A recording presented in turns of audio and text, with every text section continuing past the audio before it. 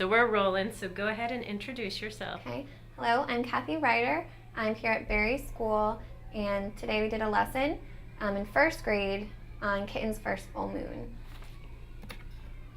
And we'll get warmed up here. Okay. Okay, so first question here. We want to understand the decisions you made in planning for this lesson and how it fits into the unit and year. First question.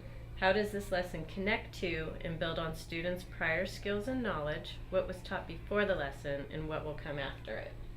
Okay, so today's lesson was focused on having the students use authors' craft and the text and the illustrations to identify the central message of the story. Prior to this lesson, to build a foundation, the students listened to the story and then were asked to retell the story. So they were retelling all the important events, the key details, which then helped them today where they could delve a little bit deeper into the text and figure out what the author was trying to teach them through his words. And moving forward, the students will then be taking their writing pieces and introducing into their writing a central message. So for example, if it's, persevering and to keep trying, the students will be writing a story about a time they were persevering. Continuing on with that question, discuss the sequence of lessons that surround this one lesson.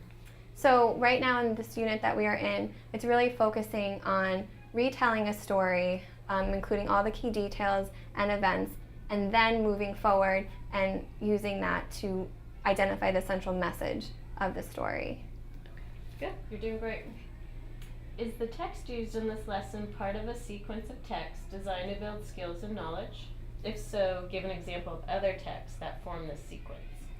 So this book, Kitten's First Full Moon, is not in any specific sequence, but we do use different books similar to Kitten's First Full Moon to help students identify the central message. So some examples of other books that we have used in this unit have been Empty Pot by Demi, Swimmy by Leo Leone, and Enemy Pie by Derek Munson. And there's tons of others, but those are just a couple.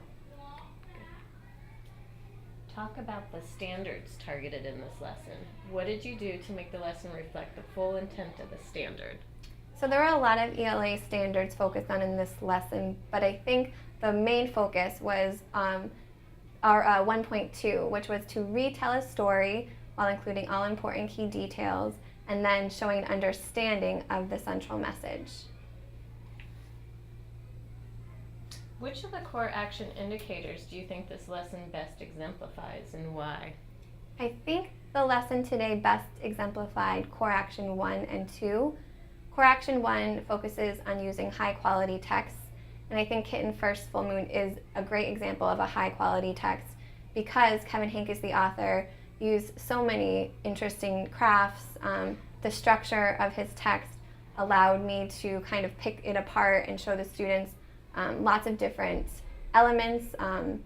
The illustrations were also very rich. The black and white that he used, I think, really caught their attention. It's not something that they see often.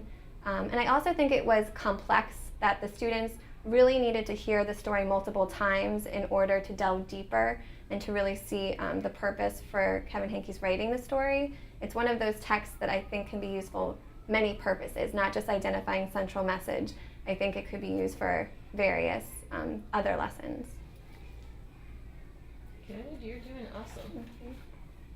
Oh, sorry. Do you want to add to that? There was, because I said Okay. core action 2 as well. Sure, So I'll yeah. start from there. Yeah. Another action was core action 2, which is asking text-dependent and text-specific questions. When planning this lesson, I really generated a sequence of questions that would help students build a foundation for getting to the ultimate goal, which was to identify the central message of the story. So each question was carefully crafted in order to get students thinking about what the characters were doing and why Kevin Hankes wrote the story. We're interested in how the shifts required by the CCSS are being incorporated into your instruction. Discuss how this lesson illustrates the shifts required by the CCSS. So one of the shifts now is that students need to be responding, whether it's orally, in writing, or in reading, responding while also grounding their responses in evidence. And I think in this lesson, every single question asked by me required the students to respond, but then to also show me where in the text they saw that answer. We even went as far to highlight every time we found our answer. So they're starting to learn that they can have an answer, but they need to show where they found that. Another shift is just the complexity of the text. Again, as I said previously, the text is very complex. I think it can be used for many purposes, and it really requires multiple readings to uncover all the different interesting crafts and things that the author has in there. How did you teach the content of this lesson or the text prior to the CCSS? What's the same and what is different? In the past, when we've been teaching central message, it was often I'd read the story and then we'd have a discussion. Whereas now, we read the story not maybe once, but maybe twice or even 3 times, and really go back to the text, going through each page or certain pages to really see what the author was doing, what meaning was behind his words or even his pictures, and using that as our evidence or the central focus for our discussion about central message. So it's really using the text more and making the text the center of the lesson. Student engagement is crucial to the work of the CCSS.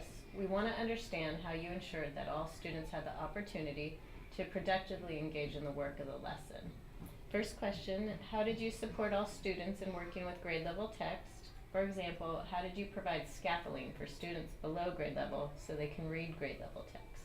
So at the beginning of the lesson, for the first about 10 minutes, I was really reading through the text and modeling for the students what I wanted them to do. So I showed them how to read, how to highlight the words, the answers they wanted, and then I allowed them to go do it in partners.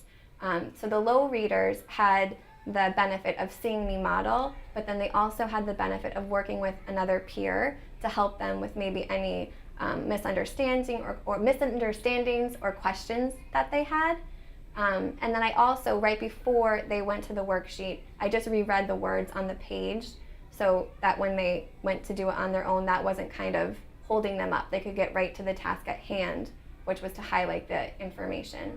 And then for my higher readers, I actually had 2 versions of 2 different worksheets. One was a little more difficult. It required a little bit more higher level thinking to identify the important information. So my high readers were getting that worksheet, and then my on level and low readers got the more simple worksheet. How do you know that the students were able to successfully respond to the text-dependent questions and tasks with precision? Every time I asked a question, I asked the students to tell me where in the text they see that the author wrote that. So even if they were giving me an answer and it wasn't directly from the text, I then asked them to show me or to say the words the author used. And I would then highlight to show that their answers are there. Another way that I could see that they were able to answer the text-dependent questions was by their worksheets that I gave them to do independently. They used what I modeled for them to do on their own, and based on those worksheets, most of the students, if not all of the students, were able to correctly highlight the action words as well as what happened to the character after he did or she did those actions. Did students acquire the literary skills addressed in the lesson? And what did you do for the students who did not acquire the literary skills addressed in the lesson? So based on the students' worksheets where they highlighted the information, as I said previously, looking through the worksheets, most of them got at least one of the things I was looking for, if not all. At the very end of the lesson, we used the information in our chart to kind of review what was in the chart, and that was the evidence that we were. Can I start that one again? Yeah. Okay. Do you want me to read it again, or are you good? I think I'm good. Okay. It was about engaging students. Maybe read it again. I'm sorry. That's okay. Was it the? So, well, good. What did you do for students did students acquire the literary skills addressed in the lesson? Okay. Based on the students' worksheets, I was able to see that students highlighted parts of what I was looking for, if not all the correct parts, which shows me they were able to understand the task at hand and the questions that I was asking. at the very end, when I was asking about the central message, kind of the summary of the lesson, there was one student who, when I asked what we thought the central message of the story was, he gave me an answer that was not far off, but it wasn't the answer I was looking for. So I kind of reworded the question, and I brought his focus back up to the chart that we had developed to kind of remind him of the things that happened in the story. And I think after that, he kind of understood why his answer was not accurate. But then I had many students who raised their hand and were able to correctly identify the central message of the story, which was that little kitten never gave up. Which behaviors from Core Action 3 did the students best exemplify in this lesson, and what actions have you taken as a teacher to make that happen? I think that one of the actions in Core 3, which is to make sure all students have the opportunity to be engaged, was their partner work. As I was walking around, I heard great student discourse where they were helping one another find the action words and to find what happened to the character. And I think as a teacher, I allow for those opportunities frequently. We have many small group station work in reading, writing, and math, where they're always on a daily basis working with their peers to complete tasks. As well as we do a lot of turn and talk, which requires the students to listen to a question or a topic, have think time, and then they turn to their partner and have to listen to their partner's response as well as share their own response. So there's a lot of collaboration happening within the classroom. Great instructors are continuously learning, and we want to understand what you celebrated in this lesson and what you would improve upon. Reflecting on the lesson, what worked well and what might you do differently? I think looking back at the lesson, the highlighting part went well, where I modeled and then asked the students to complete it. I think that helped the students to really understand that the author can help us, lead us to what the central message is, that he writes it for a specific purpose. Something I might do differently is at the very end of the lesson, I had asked a very general text-dependent question, what did they think the central message of the story was? And I did have some students who had some misunderstandings about that, so I wish I had maybe asked the students to do a think, pair, share with their partner about that question before asking it just to the whole class. So that's something I think that I would change if I did it again. And then last question for you.